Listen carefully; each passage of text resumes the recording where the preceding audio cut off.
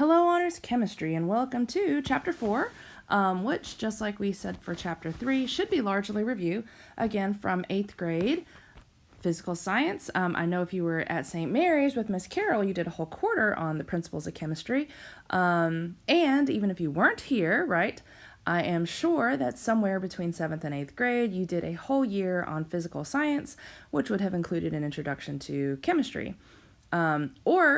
Really, Chapter 4 is an introduction to atoms, which is the foundation of all things, not just chemistry, but anyway. So one of the critical foundational things about atomic theory is Dalton's atomic theory, right? So obviously, like your book goes into, the concept of an atom has a long history, right? But it isn't until Dalton that there is enough technology, and this is technology for the time, where you could propose a theory, right? Something that, when tested, seems to be true over and over again, okay? So anyway, his theory states that each element, right, so that is every individual element, so for example, all of iron or all of sodium, etc., is composed of tiny indestructible particles called atoms. Is that true as written? No, right? They are not indestructible, right?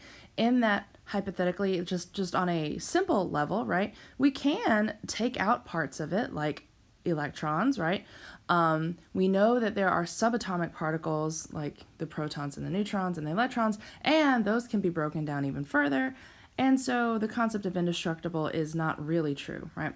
Not to mention there is the whole nuclear energy and nuclear bombs, right? All of which basically tear apart atoms. So the concept of indestructible, not quite true, but they are tiny, right? And they are particles. And when we think about it, right, going back to what the definition of an atom is, being the smallest unit that retains all of the properties, right? Once we start to destroy an atom, it no longer has the properties of the element from which it came, right? So are atoms indestructible? No. But once we destroy them, do they still represent that same element anymore? Also no. So there is some ambiguity there. Okay, next statement. All atoms of a given element, right, so all atoms of iron, all atoms of lead, etc., have the same mass and other properties that distinguish them from the atoms of all other elements. Is that true as written? No, right? Because there are things like isotopes, right? Wherein isotopes have different numbers of neutrons, therefore they have different masses, but outside of having slightly different masses, all isotopes of an element have the same properties, right? So do they all have the same mass? No. But are their properties essentially the same? Yes. Okay. Finally, we get to principle number 3, which states that atoms combine in simple whole number ratios to form compounds. Is that true? Absolutely, because we can't have half of an atom. If we did, it wouldn't represent that element. It wouldn't have all the properties, right? It doesn't make sense. All right, evolution of the atomic model, right? So this is a slide stolen from this guy from this place. And basically, it just sort of highlights what your book talks about, right? Where with Dalton, the idea was that atoms were little spheres, right? Hard, indestructible spheres, okay? Thomson, which your book gives brief mention to, comes up with the idea through his cathode ray tube experiments, right, which were hugely important because cathode ray tubes then became the technology that led to the first televisions and, and that was the primary viewing mechanism for decades and decades, right? But anyway, cathode ray tubes, which discovered that there were little negative particles inside of everything, right? Little negative particles inside of everything, which was the first clue that perhaps an atom is not an indestructible sphere, and there is something else happening on the inside of an atom. Rutherford, that gold foil experiment, which is in your guys' textbook, and there are simulations you can look at online, where basically, while it doesn't sound extraordinary, right, the conclusion took years to come to, right, but there was, like, I think your book says it's like 1 out of every, 22,000 or something like that, of the alpha particles bounced back, right? So when they shot the alpha particles at the gold foil, 1 out of every several thousand would consistently bounce back, which is weird because an alpha particle is so ginormous compared to what it was running into, right? which was hypothetically teeny tiny electrons, which have almost no mass, right? And the same concept applies, right? If a really big thing runs into a small thing, right, it should not be deflected very much, yes? Which is why the result was so weird, right? These giant alpha particles came bouncing back, which means that whatever they hit, right, must have been substantial enough to make it bounce back, right? And so it took several years, like I said, for them to come up with an idea that seemed to match that observation, okay?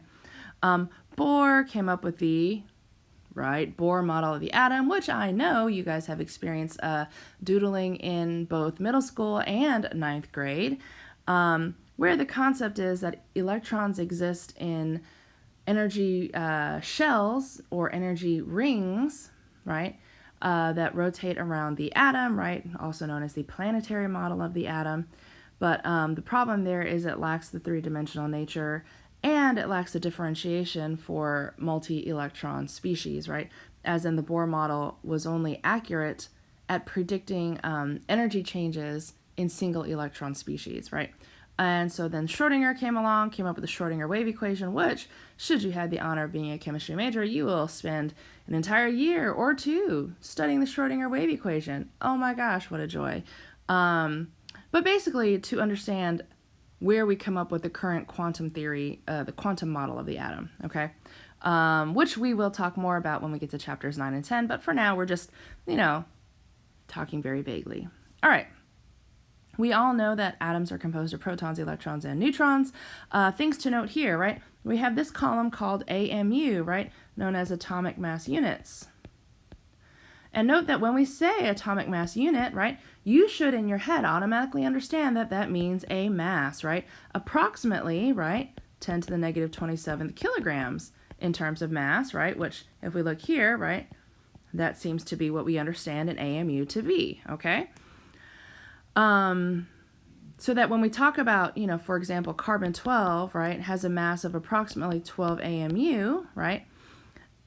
And that has meaning, right? That ties back to this number of kilograms, right? So just bear that in mind, right? And note that for protons and neutrons, it is strikingly close to 1, but not exactly 1, yes? Close to 1, but not exactly 1. And obviously the charges, we should be comfortable with those, yeah? And obviously the mass of an electron compared to the mass of a proton and neutron is almost negligible, right? Almost negligible.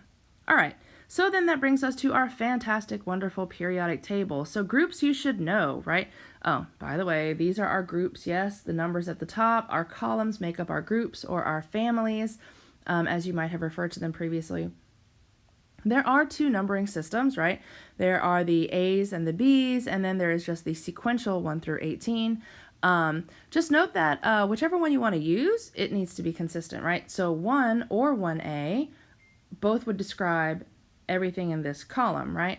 But when we get over here, for example, right, it would have to be 8A or 18. If you just gave me 8, that would be wrong for this column. Yes, does that make sense, right? And then obviously we have our period numbers, right, which are our rows, and which help us to identify where elements sit on the periodic table, right? Which is important because in a period, properties change in a predictable manner. In a group, everything in a group has very similar properties and behavior, right? And again, we'll expand on that when we talk about atomic structure in chapter 9. But for now, let's go ahead and identify some of the important groups that we should know about, right? So group 1, these are called these are our alkali metals. Group 2, these are our alkaline earth metals, right? And then we have all of these would be known as our transition metals, right? We have our everything that touches the stair-step line with random exceptions, right? So everything that touches the stair-step line, excluding aluminum and polonium, right, would be called our metalloids, right? So those things somewhere in between, right? And then going more broadly, right, everything here through here, right, So everything in beige would be known broadly as metals, right? Where all of this over here would be our nonmetals, right? And then some more specific ones, right? So this group here is known as the, right, noble gases. This group here is known as the halogens. What else? This is our lanthanides. This is our actinides. I think that's it. All right. Oh, main groups. And then obviously we also have our main groups, right? Where 1 and 2, 13 through 18 make up our main group elements. And so more often than not, when we talk about traits that are predictable, we are talking about main group elements, okay? All right, so then, like I said, when we get to chapter 9, we'll talk about what properties of an atom, right, in terms of its arrangement of electrons, sort of dictates where it sits on the periodic table and why the periodic table is so amazing. But until then, you just need to know these basics. All right. Thank you for listening. Be good. Stay tuned for the rest of chapter 4 in the next lecture. Have a great day. Bye.